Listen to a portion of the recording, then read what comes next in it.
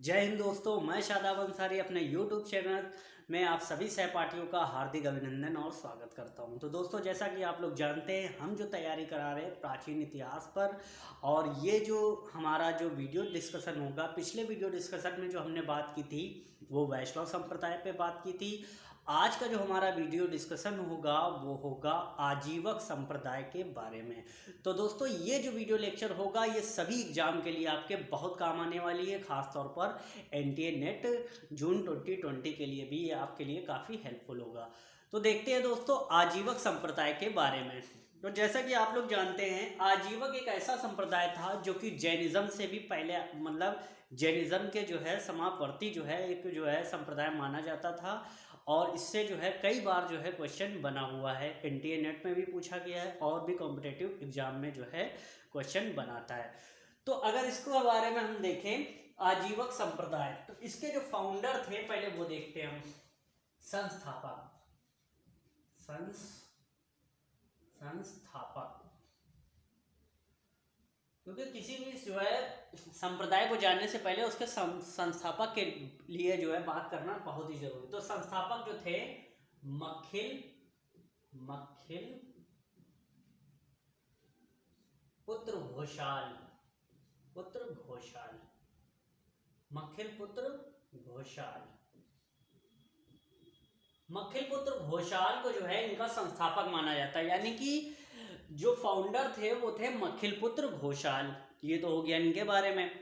और जो इनका नाम पड़ता है मक्खिल, यानी इनके जो पिता थे वो मक्खिल थे, उनका नाम जो है मक्खिल था। और उनका जो नाम पड़ता है मक्खिल, वो क्यों पड़ता है? वो मंखा, यानी कि मंखा बनाते थे। यानी कि वो चित्र जो धार्मिक चित्रों की प्रदर्शनी करता है, यानी कि धार्मिक चित्रों की प्रदर्शनी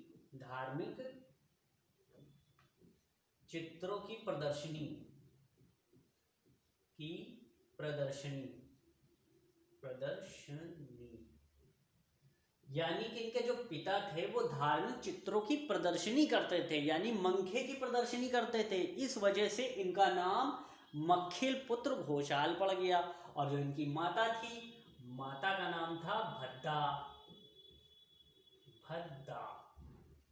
माता का नाम जो था वो था भद्दा। तो ये तो हो गई इनके माता की बात। पिता की बात। अब बचा घोषाल, इनका नाम क्यों पड़ा? तो घोषाल जो इनका नाम पड़ा है वो पड़ा है श्रावस्ती। एक एरिया था श्रावस्ती, ये मुख्य स्थान था आजीवकों का। श्रावस्ती में जो है सरावन एक गांव का नाम था। वहां पर सरावन में गौशाले में पैदा होते हैं, गौशाले में जन्म होता है। तो ये गौशाले में पैदा होते थे, यानी कि श्रावस्ती के सरावन में जो है गौशाला होता है, वहां पर ये पैदा हो जाते हैं। तो इस वजह से इनका नाम घोषाल पड़ जाता है। तो ये हो गया इनका नामकरण, इनके माता पिता का नाम। अब दोस्तों देखते हैं कि आजीवक संप्रदाय जो चला है तो किस हिसाब से चला, उसमें कौन कौन लोग शामिल थे। तो उसमें दो बंदे शामिल थे पूर्ववर्ती। अगर देखें मक्खिल घोषाल के पहले, तो दो बंदे थे, दो भिक्षु थे, जिनका नाम था जो है आजीवक भिक्षु जो थे, आजीवक भिक्षु जो थे, उनका नाम था नंदवच्छ। एक का नाम था नंदवच्छ प्रथम। दूसरे बंदे का जो नाम था नंदवच्छ प्रथम। ये तो पहला हो गया। दूसरा जो बंदा था किस संकिश। कोई भी शंका जो है आपको नहीं होगी इस टॉपिक पे, और सारे क्वेश्चन आपके जो है आजीवक पे बन जाएंगे। तो नंदवच्छ और जो है किस संकिश, दो भिक्षु थे जिन्होंने जो है इसका प्रचार प्रसार किया था शुरुआती दौर में। फिर उसके बाद मक्खिल घोषाल आ जाते हैं। अब जो दूसरा चीज देखने को मिलता है कि आजीवक संप्रदाय के बारे में हमको जानकारी कहाँ से मिल रही। तो जानकारी जो हमको दे रहा है, क्योंकि इनका जो साक्ष्य था वो तो लगभग जो है समाप्त हो चुका था, साहित्य वगैरह तो ज़्यादा था नहीं कुछ, इसके बारे में तो हमको जानकारी कुछ देखने को मिलती ही नहीं। लेकिन जो इसके बारे में हमको पता चलता है वो जैनिज्म से और बौद्धिज्म से, यानी कि महावीर स्वामी वाला जो कॉन्सेप्ट था वहाँ से पता चलता है, और दूसरा महात्मा बुद्ध से। तो दीर्घ निकाय और भगवती सूत्र दो हैं, दीर्घ निकाय और व भगवती सूत्र, दीर्घ निकाय व भगवती सूत्र में देखने को मिलता है, भगवती सूत्र, भगवती सूत्र व दीर्घ निकाय में इनके बारे में देखने को मिलता है। और जो है भगवती सूत्र में दीर्घ निकाय में अगर देखें, यानी कि बौद्धिज्म में जो इनके साथ जो मक्खिल घोषाल के साथ जो नाम दिया गया है वो, यानी कि दीर्घ निकाय के अनुसार पूरन कश्यप, एक नाम मिलता है पूरन कश्यप, व दूसरा जो नाम मिलता है वो मिलता है पक कच्चायन, पद कच्चायन, यानी कि दो नाम जो है मक्खिल घोषाल के साथ जो दो नाम चलते हैं, यानी कि दो जो है नाम बताया गया, पूरन कश्यप और पक्कद कच्चायन, दो नाम बताए गए हैं बौद्धिज्म में। तो ये हो गया इनका कॉन्सेप्ट। अब हम और थोड़ा आगे चलते हैं। तो ये हो गया आजीवक संप्रदाय का जो है इंट्रोडक्शन, थोड़ा सा हो गया। अब हम देखते हैं दोस्तों कि ये फैलेगा कहाँ से, और इसके बारे में जो है डिटेल से हम चर्चा करेंगे। दोस्तों ये जो फैलता है उसके बारे में देखते हैं। तो इसका जो प्रचार अगर देखें, प्रचार व प्रसार, प्रचार व प्रसार देखें तो इसके बारे में जो है प्रचार और प्रसार अगर देखें तो महावीर, जैसा कि जानते हैं जो आजीवक संप्रदाय था वो महावीर स्वामी से ही जो है अटैच था, यानी कि जो मक्खिल घोषाल थे वो महावीर स्वामी के शिष्य थे, और उन्होंने करीबन 6 वर्षों तक की जो है उनके पास मतलब रह कर शिक्षा दीक्षा हासिल की। लेकिन कुछ आपसी मतभेद हो गया था दोनों के बीच में, आपसी जो है इख्तलाफ हो गया था, जिसके चलते जो है उन्होंने जो है उस जो है महावीर स्वामी को छोड़ देते हैं। और जैसा कि जो है बहुत से ग्रंथों में ये बोला जाता है कि स्त्री संसर्ग के कारण जो है इन दोनों का आपस में टकराव हो जाता है। हालांकि जो है मक्खिल घोषाल जो है स्त्री के मतलब किसी स्त्री के चक्कर में पड़ जाते हैं, जिसकी वजह से जो है इनको वहाँ से निकाल दिया जाता है, और जो है ये अपना एक नया धर्म बना लेते हैं जिसको आजीवक संप्रदाय कहते हैं। और जो है महावीर स्वामी से इनका संघर्ष भी देखने को मिलता है, ये बात हमको भगवती सूत्र में जो है पता चलती। तो ये चीज़ हो गया फैक्ट।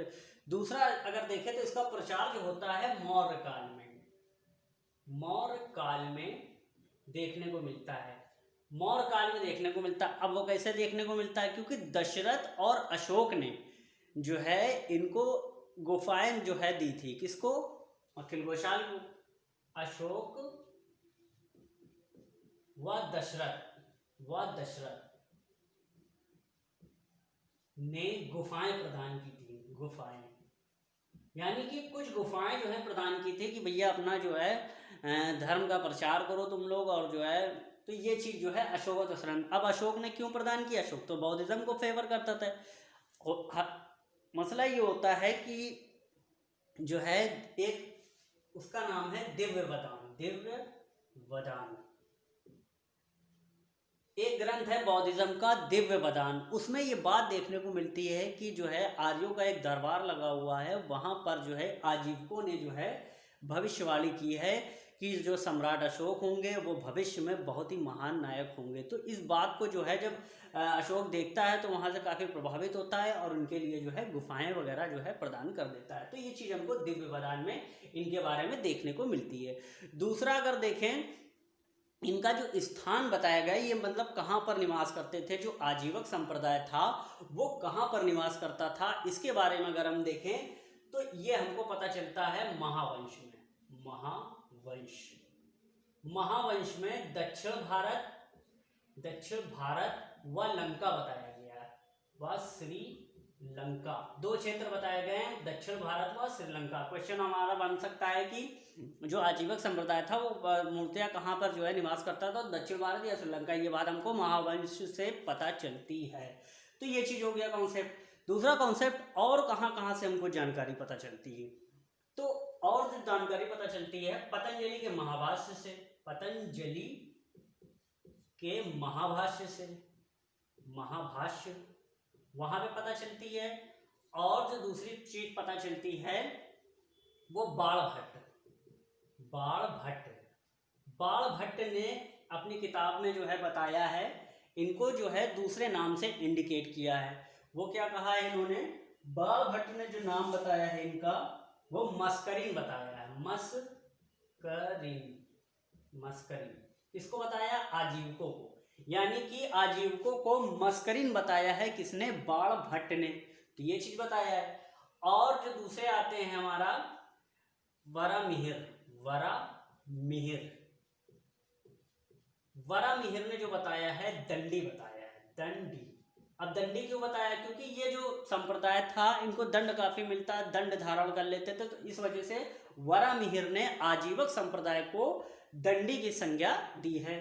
तो ये दो नाम हो गए, बाणभट्ट और वरामिहिर वाला कॉन्सेप्ट हो गया। अब जो दूसरी चीज अगर हम देखें कि ये धर्म प्रचार कहाँ पे करेंगे, तो धर्म प्रचार जाहिर सी बात है जहाँ पे वो पैदा हुए हैं उसी के स्थान को जो है इन्होंने मेन इंपॉर्टेंस दिया। जैसे कि हमारा श्रावस्ती को जो है मुख्य केंद्र बनाया इन्होंने, मक्खिल घोषाल ने आजीवक संप्रदाय को फैलाने के लिए श्रावस्ती को मुख्य केंद्र बनाया था, मुख्य केंद्र बनाया। और वहां पे एक कुम्हारिन के घर को चुना था, कुम्हारिन का घर, और जो कुम्हारिन का घर चुना था उसके कुम्हारिन का नाम था हाला। 2018 के जो है यूजीसी नेट के जो है एग्जाम में पूछा गया था कि आजीवक संप्रदाय निम्नलिखित में से कौन सा आजीवक संप्रदाय में कुम्हारिन का घर जो है आजीवक संप्रदाय ने चुना था, तो उसमें हलाहल जो है दिया था। 2018 में ये क्वेश्चन पूछ चुका है। तो इन्होंने श्रावस्ती को मुख्य केंद्र बनाया और जो है कुम्हारिन हलाहल का जो है घर चुना, वहां पर जो है इन्होंने जो है धर्म का प्रचार और प्रसार चलना चालू कर दिया। और इस धर्म की खासियत ये थी कि इसमें कोई भी बंदा आकर जो है, इसमें जाति भेद का कोई बाउंडेशन नहीं था, कोई भी व्यक्ति आकर जो है वहां पर जुड़ सकता था। और अगर इसमें देखें तो बिंबिसार के क्षत्रिय कुल के काफ़ी लोग जो है इसमें जुड़ जाते हैं, और जो है रथकार भी होते हैं जिसमें जिनका नाम जो है मुनि करके आता है, तो वो भी जो है हमको देखने को इसमें मिलते हैं। तो ये चीज़ हो गया। अब हम बात करते हैं कि कुछ चीज़ें और देख लेते हैं। तो ये हो गया इसका प्रसार वाला मसला। अब हम देखते हैं ये जो धर्म था ये किस प्रकार का था, अब इस पर चर्चा कर लेते हैं। आजीवक संप्रदाय के बारे में थोड़ा सा देख लेते हैं। तो आजीवक संप्रदाय जो था वो नियतिवादी पर था, नियतिवादी को फॉलो करता था। और नियतिवादी को और किसको फॉलो करता था, भाग्यवादी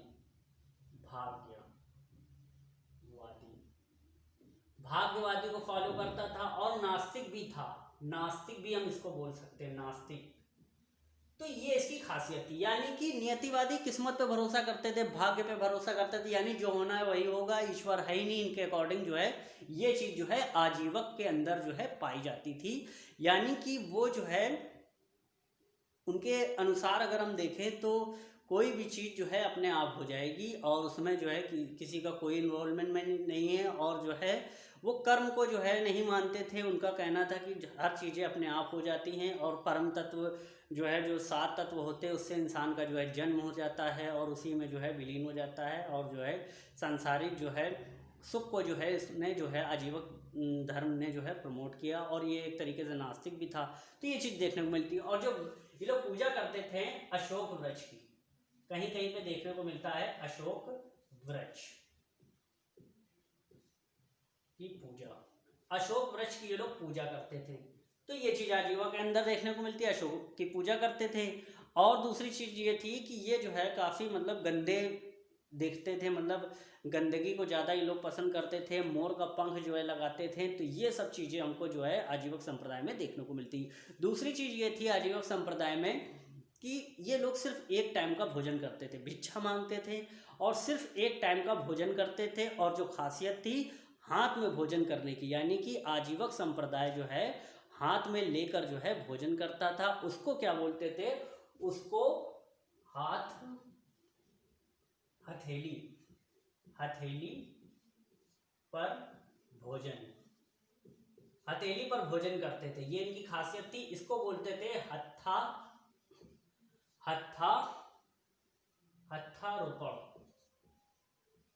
हथारोपण बोलते थे इसको, यानी कि हथेली पर रखकर जो है ये लोग भोजन करते थे, इस वजह से इसको हथारोपण बोलते थे, यानी हथेली पर भोजन करने वाला। और दक्षिण भारत में अगर हम देखें तो इनके जो साहित्य था उसको नवकदिर कहा गया। दक्षिण भारत में साहित्य को, यानी कि इनका जो साहित्य था उसको नवकदिर बोला गया। नवकदिर, ये चीज भी आपको फैक्ट याद रखना है, नवकदिर, क्योंकि क्वेश्चन पूछ सकता है नवकदिर जो है दक्षिण भारत में जो है इनके साहित्य को क्या बोला गया, तो नवकदिर की संज्ञा दी गई। और दक्षिण भारत में दूसरी चीज अगर देखें, इनको जो देवता माना गया है, किस देवता से इंडिकेट किया गया है, तो इनको जो है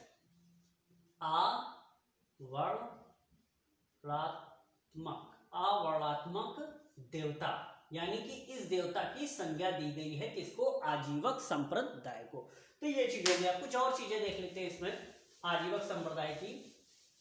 अब जैसे कि आता है कुछ चीजें और देखें, जैसे कि अहुतेवाद, इसमें जो था अहुतेवाद था, और क्या था, अहुतेवाद, और था दूसरी चीज थी पुब्बेकतवाद,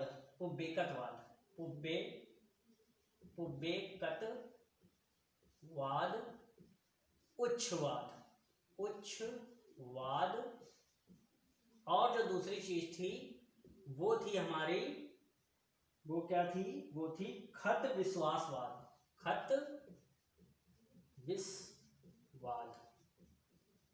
अब इसमें देखते हैं, यानी कि इनकी जो टर्मिनोलॉजी थी, यानी कि इनका जो कुछ मानना था, अहुतेवाद को मानते थे, यानी कि हर वो चीज जो है सांसारिक वस्तुएं, उनका कोई कारण नहीं ना, पैदा जो होती हैं जो सांसारिक वस्तुएं, उनके पैदा होने का कोई कारण ही नहीं ना, ये बात बताई गई है अहुतेवाद में।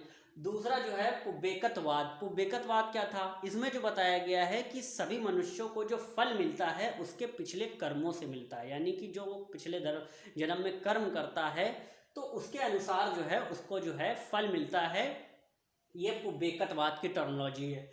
दूसरी है उच्छवाद में ये बताया गया है कि सभी मनुष्य जो है मतलब नश्वर है, सभी चीज़ें नश्वर है, सभी चीज़ें खत्म हो जानी है और मरने के बाद कुछ होना नहीं ना, स्वर्ग नरक है नहीं, तो ये बात जो है उच्छवाद में बताई गई है, यानी कि आजीवक संप्रदाय में। फिर लास्ट बचता है खत विश्वासवाद, इनके में जो है बहुत ही बेकार चीज़ बताई गई है, वो ये बताई गई है कि सभी मतलब संसार में आने वाला सभी मनुष्य जो है मतलब जो है स्वार्थी होना चाहिए, स्वार्थ परक होना चाहिए, यानी कि उसके अंदर अपना स्वार्थ होना चाहिए, और जो है अपनी खुशी के लिए सब कुछ करना चाहिए, चाहे उसमें जो गलत काम भी करे चाहे कुछ भी करे। तो ये बात जो बताई गई है खत विश्वासवाद। तो देख रहे दोस्तों किस प्रकार का धर्म था जो चल नहीं पाया, 1002 में ये समाप्त हो जाता है। और ये भी मान्यता है कि इनका जो मोक्ष होता है, यानी कि जब ये मृत्यु का काल होता है तो वहाँ पर ये नाच गाने से जो है, यानी कि नाच गाना करते हैं और उसी में जो है मृत्यु को जो है विलीन हो जाते हैं और मृत्यु प्राप्त कर लेते हैं। तो ये इनका जो है कॉन्सेप्ट था। तो दोस्तों लगभग जो है आजीवक संप्रदाय का जितना भी मटेरियल था आपको जो है यहाँ से प्रोवाइड करा दिया गया। आई होप दोस्तों आपको ये मेरा वीडियो लेक्चर पसंद आया होगा। अगर पसंद आता है दोस्तों मेरा ये वीडियो लेक्चर, तो प्लीज़ हमारे चैनल को सब्सक्राइब करें और लाइक करें, शेयर ज़रूर करें दोस्तों, क्योंकि शेयर करने से जो है दोस्तों हमको बहुत जो है एनर्जी मिलती है, हौसला मिलता है, और ये मतलब पता चलता है कि आपको चीज़ें समझ में आ रही हैं। तो दोस्तों नीचे अपना फीडबैक भी ज़रूर दिया करें दोस्तों। तो दोस्तों इन्हीं बातों के साथ जो है हम अपने वीडियो लेक्चर को यहीं पर एंड करते हैं और मिलते हैं नेक्स्ट वीडियो के साथ। जब तक के लिए जय हिंद, जय Bharat, have a nice day.